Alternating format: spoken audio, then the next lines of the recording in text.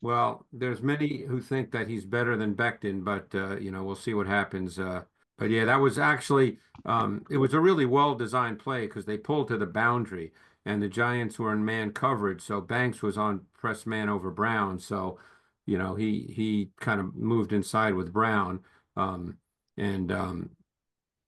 Brown then sealed the safety Newman, and that gave Barkley the corner. So it was a really well-designed play. How'd you feel about the play of the offensive line on the left side overall? I think Johnson was really good in the run game.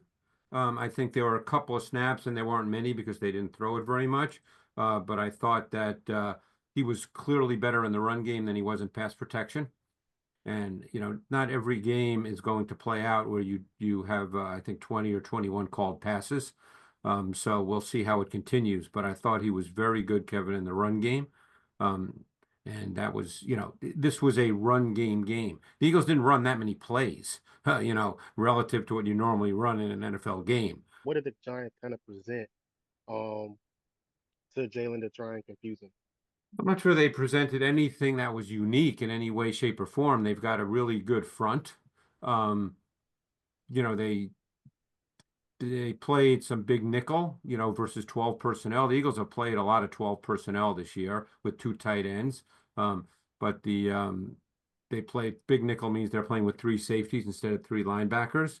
Um, but in terms of what they presented, they didn't present anything that was unique in any way, shape, or form. I mean, their coverage game plan on third down was clearly man coverage, and they did not deploy a spy on Hurts. When they played man, Belton was the predominant matchup on Calcaterra. In the dime. In the nickel, it was Nubin.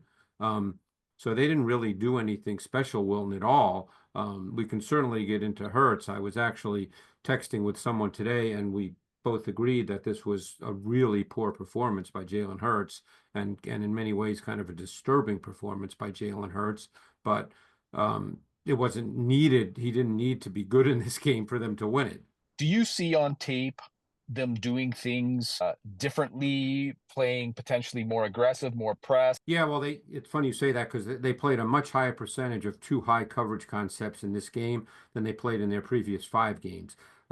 They played a lot of single high through the first five games. This game they played a lot of two high. I think they did that because they clearly felt with the Giants' offensive line, which was made up of some backup guys, and their tackles weren't very good. They played a backup left tackle who's really should be a guard, and even their right tackle is not very good.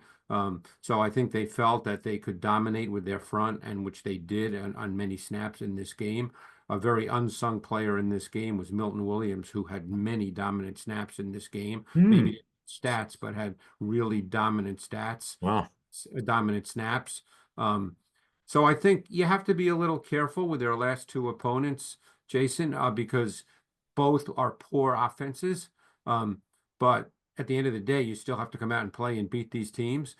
With the Bengals coming up and them being a more of an explosive offense, do you feel like our offense, should be using Jalen Hurts more as a runner? Well, Lamar's in a category all by himself. And right now he's playing ridiculously good football, both physically and mentally. He's playing at a super high level, but he's totally unique as a runner. So, I mean, could that happen? Absolutely. You could see that to see how the defense reacts to it. Because the defense, all defenses do prepare for Hurts as a runner to some extent because he's in the gun a lot. And although they had a couple of runs this week where Van Sumeren was the fullback and they were not in the gun, which is kind of cool. Um, but yeah, they'll prepare for that. Whether they stop them if the Eagles do go that route, we'll see. But there's no question that this offense has not really had any rhythm to it at all over the last, most of the season, really. They're on a historic pace for not scoring any points in the first quarter. And I just wondered, like, looking at the tape, does it look like schematically they're scheming up it well and it's not being executed? Is it a combination of both?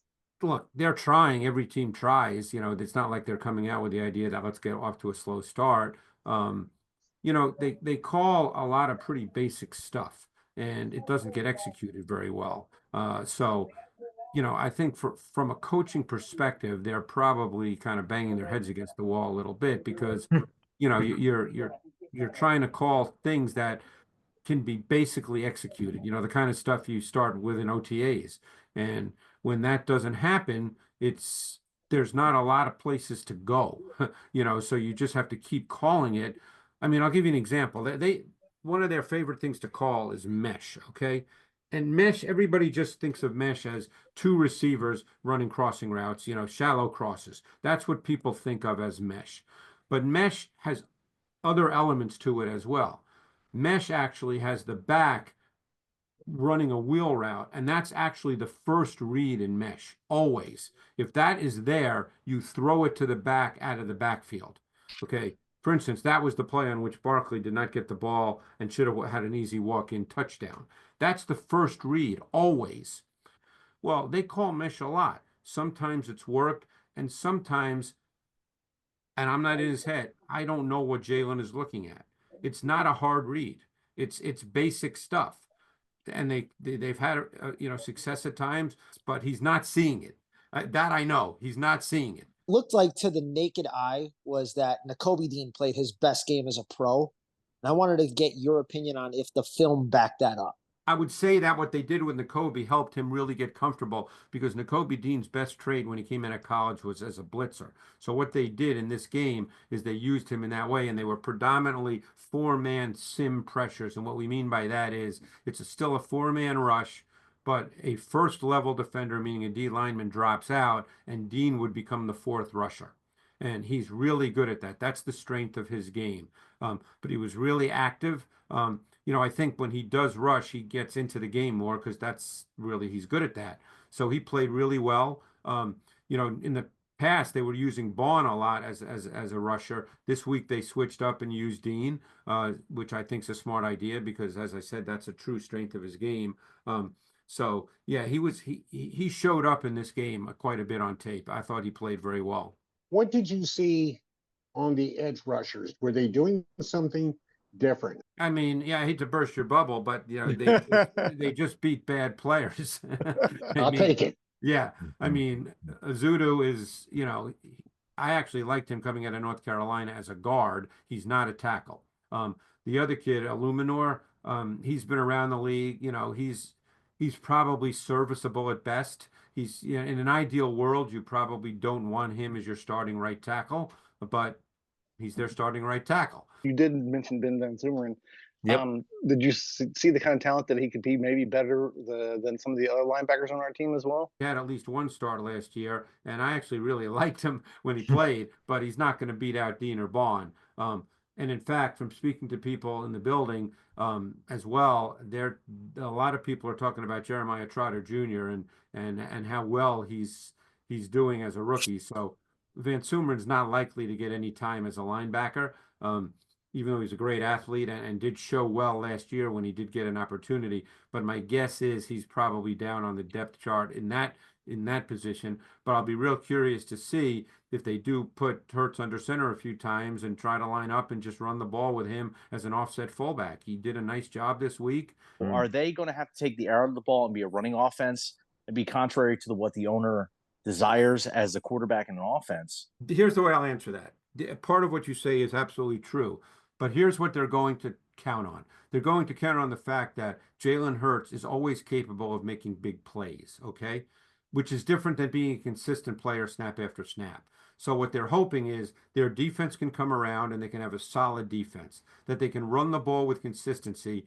And even if Jalen Hurts is not going to become a consistent snap after snap after snap player, that because he does have second reaction improvisational ability and can throw the ball down the field outside the numbers with pretty good accuracy, that's a strength of his game, that they can make enough plays in the pass game that they can score points.